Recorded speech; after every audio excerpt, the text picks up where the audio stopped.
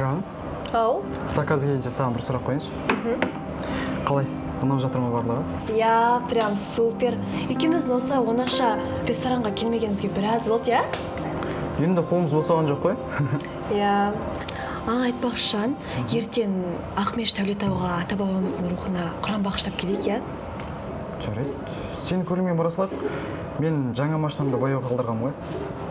Қойш? Иә. Қандай түске білгім кеп тұр? Біткеннен соң көресің. Сосын саған бір сыйлығым бар. Та-да! Қалай? Вау, Жан! Мына бриллиант па? Иә, сен үшін алдырдым ғой. Жан, рахмет. Қалай? Қатты жақсы көремін сені. Мен де жақсы көремін.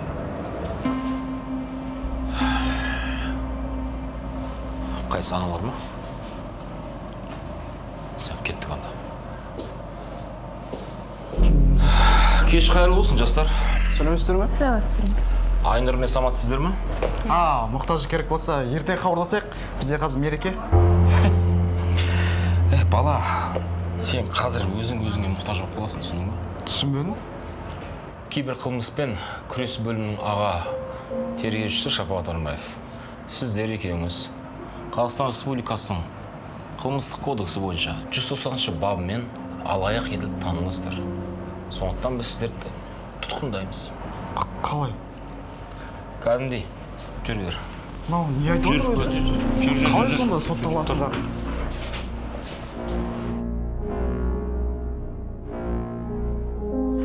Ал, құрметті достар, ең әуелі Алла, екінші мынау сіздердің қолдауларыңыздың арқасында біз бұны жасай алдық. Қазір міне, 4 баласымен далада қалған Ажар ханымға 4 бөлмелі пәтердің кілтін табыстайтын боламыз. Мінекей Ажар ханым. Рахмет сіздерге. Көп рахмет. Марқұм күйеуім қайтыс болғалы, қатты қиналып не істерімізді білмей жүредік. Оның үстіне үйімізді өртеніп кетті. Самат інім мен Айнұрға көп рахмет. Болды әпке, жалмаңыз. Барлығы өтті, кетті. Сіздерге қамқор болатын біз бармыз, ел бар. Ал, құрметті достар, жақсылық жасауда жалықпайық. Сіздер үшін жай ғана түскі ас болатын 1000-2000 теңге бір отбасыға баспана болуы мүмкін. Сіздер мен Самат ұлдарыңыз әрбір жанды шынайы қуанту мақсатымызда. О, тема, көшті сөйледің. Жұрт сен ет деген ойдан. Сен дедің жар. Рахмет сізге. Иә, Ажар деген жалғызбасты анаға қор ашып, 48 миллион теңге жинап, үй алып береміз деп, үй алмай, қаражатты өз қарабастарына жаратқандарың рас па? Жоқ. Қалайша? Біз ол үйді толықтай сатып алып Ажар ханымға табыстадық. Иә. Дәл сол күннен бастап Ажар ханым сол үйде тұрып жатыр. Сенбесеңіз сол үйге барып көріңіз. Сіздер өз білесіздер ма? Үстеріңізден арызды кім жазған? Кім? Сол Ажар. Оның айтуынша? Сіздермен Самат ұлдарыңыз. О, тема вообще супер. Айтпа. Керемет сөттік қой. Жақсы, Ажар ханым, енді үйге кіріп, жайғаса берсеңіз болады. Рахмет, көп рахмет сіздерге. Сосын бір мәселе.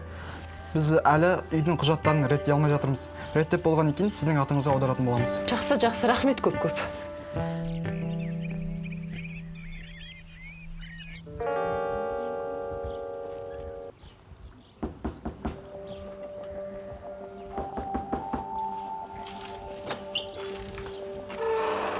Сәлеметсіз ба? Сіз кімсіз? Қалай кімсіз? Сен кімсің? Мен осы үйдің иесімін. Түh, сендерді талдап бітті ме? Түсінбедім. Бұл менің үйім. Бұл пәтерді біреулер 2 аптаға арендаға алған. 2 апта өтті, хат хабар жоқ. Сол үшін өзім келдім, үйді босатыңдар. Бірақ біз...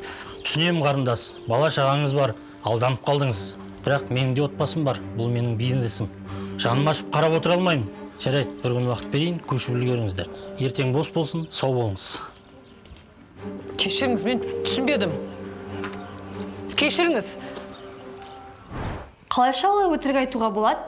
Біз ол жиналған ақшадан бірде-бір тиын алмай бәрін сол Ажардың үйіне жұмсаған жоқпыз ба? Жоқ, оны қалай дәлелдейсіңдер? Үйдің құжаттарымен проблема болды деп айтыпсыңдар. Не проблема ол? Өйткені ол үйді өзінің атына аударылмадық. Құжаттармен осы үй жанып кеткен бізге айтты. Вот сол үшін өздерің бір танысты тауып соның атын аударып жіберіңдер, иә? Жоқ, олай емес. Өтініш маған сеніңізші. Барлығы сіз естігендей болған жоқ. Мына Ажар ханым барлығын өтірік айтып отыр. А сенің шын айтып жатқаныңа кім кепілдік береді?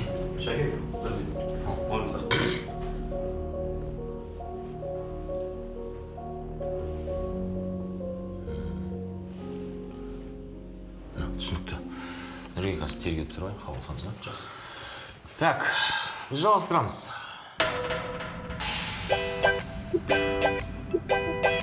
Құрмет достар, бәріңіз білесіздер, жақында ғана Ажар ханымға үй әпереміз деп Самат пен Айнұр деген блогерлер өкінішке орай алдап кеткен тұғын. Ажар ханым 4 баласымен тағы да далада қалайын деп тұр. Әрине, қазіргі заманда ешкімге сенбейтін болдық. Айналамыз қаптаған алаяқтар. Мен Амантай бұл істі соңына дейін жеткізуге уәде беремін. Әрбір тиындарыңызға дейін есеп беруге дайынмын. Дауылдан кейін күн шығады. Ажар ханым, сіз алаңдамаңыз, бәрі жақсы болады. Достар, қолдан келгенше көмек беруге асығайық. Өтініш. Болды, Ажар ханым, уайымдамаңыз, бәрі жақсы болады. Рахмет сізге. Сіз де алдап кетпейтін шығарсыз, иә, бізді? О не дегеніз, мен соңына дейін барам, Құдай қаласа. Уайымдамаңыз. Ештеңені реттемей қойыңдар. Және үйді тапсыруға да асықпаңдар. Ана видеоны желіге де салуға рұқсат бермеймін. Түсінбедім, сіздер кімсіздер? Иә. Сен жалпы кімге көмектесіп жатқанын білесің ба? Иә, білемін. Ажар ханым 4 баласы бар. Күйеуі жақында қайтыс болып, көп балалы ана ғой. Мүлдем баласы жоқ. Ақшасы көп. Миллиардерша, алаяқ ханым шығар. Кибер қылмыспен күрес бөлімінің аға тергеушісі Шапағат Ормаев. Ажар Амангелдіқызы, сіз Қазақстан Республикасының қылмыстық кодексі 109 бабы бойынша алаяқты деп танылып, сізді тұтқындаймыз. Ендеше сізге сұрақ. Байбосым тегі деген есіммен қанша халықты алдадыңыз?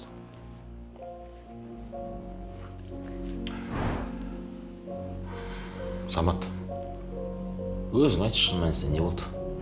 Ажар ханым бізге өзі хабарласты. Біз бұған дейін 2 рет сыбар ашып, емге ақша жинаған болатынбыз.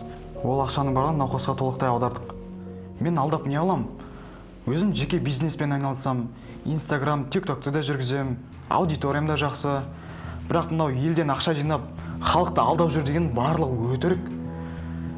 Негізі оқиға бұлай басталды. Сіздер мен Самат ұлдарыңыз. О, болды. Тема шықты. Аллаға шүкір, бұл міндетті де жақсы атқардық. Ажар ханым, енді балаларыңызбен бірге бақытты өмір сүрсеңіз болады. Рахмет. Үйді қашан рәсімдейсіздер? Қазір болса, қазір сіздің атыңызға аударайық. Сосын халыққа қызмет көрсету орталығына барайық. Жоқ, менің құжаттарым өртеніп кеткен. Менің бір ең жақын туысым бар, соның атын аудара аласыздар ма? Туыс дейсіз бе? Иә. Жарайды, дегеніңіз болсын. Рахмет. Сонда пәтерді сіздің атыңызға рәсімдеді ма? Иә, мен атыма рәсімдеді. Ал Ажар Байбосын қызы сізге кім болады? Ол ешқандай да Байбосын қыз емес, Амангелді қызы. Біз жай ғана әріптеспіз. Әріптес? Қалай сонда әріптес? Иә, өте қарапайым. Кейде ол, кейде мен құрбанның рөлін сомдаймыз. Сөйтіп блогерлардан өтініш қылып, халықтан ақша жинаймыз. Сонда Самат пен Айнұрды алдап кетіп сотқа берудің не керегі бар? Үйді не істедің, атың аударылды ма? Иә, Самат пен Айнұр не істейміз? Самат пен Айнұрды сол алдындағы идея ғой. Оларды алаяқтап танытып сотқа берейік. Содан кейін саған тағы бір үй алуға жол ашылады. Сосын енді барлық үйді сатып шетелге көшеміз. Барлық тынышталғанша сонда боламыз ғой. Айтпақшы, ана туыстарың балалары туралы, сен туралы ештеңе демеді ме? Жоқ, оның аузын ақшамен жауып отырмын ғой. Молодец. Сонда сіз ақша алдыңыз ба? Иә, ақша алдым. Ажар менің туысым. Оның алаяқ екендігіне куәлік етемін. А сіз неге өз күнәңізді мойындауға шешім қабылдадыңыз? Өйткені мен 3 баламдан бір сәтте айырылдым. Олар үйде газ буына тұншығып қайтыс болды. Мен кіші баламен қалада жүрген едім. Үйге келсем... Болды, түсінікті. Сабыр сақтаңызшы. Бұның барлығы менің күнәмнің өтеуі сияқты болды. сол үшін бар шындықты айтқаным дұрыс деп шештім. Бар шындық осы. Самат пен Айнұр ешқандай да алаяқ емес. Өз кінәңізді мойындайсыз ба? Иә, мойындаймын. Самат бауырым, сен дұрыс жағынан түсінсең, біз тергеген кезде барлығынан күдік ұстаймыз. Өйткені адамдар расын айтады, өтірігін айтады.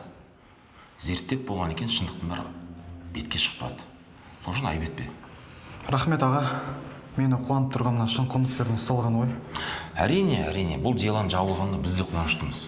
Бірақ саған айтар ақылым бар. Інім, адамдарға көмектесің ба? Бірінші зерттеп ал. Ол алаяқ па, алаяқ емес пе? Әртүрлі адамдар болады. Әртүрлі жолмен ақша тапқысы келеді. Иә? Өзің құзырға түсіп қалуы мүмкінсің. Ал заң бәріне бірдей. Давай, байқап жүр. Түсіндім аға. Асанқайға елі қамын ойлаған жырау, жер иықты іздеген дана. Ұлытауға келгенде ол, Ұлытау жердің кіндігі, елдің бірлігінің тірегі деп бағалаған. Содан бері Ұлытау қазақтың киелі орталығы болып саналған. Ал достар, облысымыздың тарихи жерлері туралы сіздерге ақпарат беріп отырамын. Истористі жіберіп алмаңыздар. Болды ма? Иә, болды. Қазір Мақат кесенесіне барамыз, сосын болған ана кесенесіне барып үлгереміз. Айтпақшан, маған бір кісі жазды. Ұялып беруге спор ашамыз ба?